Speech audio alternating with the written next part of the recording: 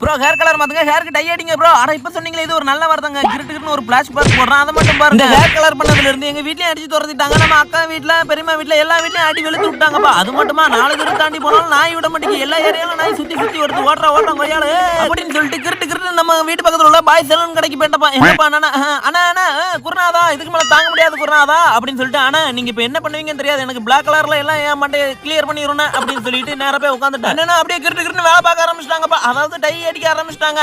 Tie அடிக்கிறதா நான் ரித்திக் ரோஷன் மாதிரி இருக்கணும் அப்படின்னு அண்ணன் சொல்லிட்டேன். அதுக்கு நீ முதல்ல கலரா இருக்கணும் அப்படின்னு சொல்லிட்டு அண்ணா நம்மள கேவலப்படுத்தி விட்டாருப்பா. அதுக்கப்புறம் என்ன ஆனா ஒரு வாரத்துல பாருங்க, ஒரு நாளைக்கு நான் ஒரு 10 ஃபேர் அண்ட் லவ்லி யூஸ் பண்ணி நான் ரித்திக் ரோஷனோட அப்படி வேற லெவல்ல வந்து நிப்பேன் அப்படின்னு சொல்லிட்டு உடனே நம்மள பாதி ரித்திக் ரோஷனா மாத்திட்டாங்க. குருநாதா பாப்பா வரட்டுமா அப்படின்னு சொல்லிட்டு, உங்களுக்கு நான் மெரினா பீச்ல தலை வைக்கிறேன் தலை அப்படின்னு சொல்லிட்டு கிளம்பிட்டேன். அப்படியே ஒரு 1 hour தலைய காய வச்சுட்டு அப்படியே குளிச்சுட்டு வந்து பார்த்தா எப்படி வேற லெவல்ல இருக்கலாம். இந்த ஹேர் கலர் பிடிச்சிருந்தா மறக்காம கமெண்ட் பாக்ஸ்ல கருப்பு கலர் கார்டு கொடுத்துருப்பாங்கப்பா. அங்க இருந்து உருட்டுக்கட்டை வச்சு எனக்கு தெருக்கு அடிக்க வந்த நான் எல்லாம் ஊடு கட்டி அடிக்க போறேன்.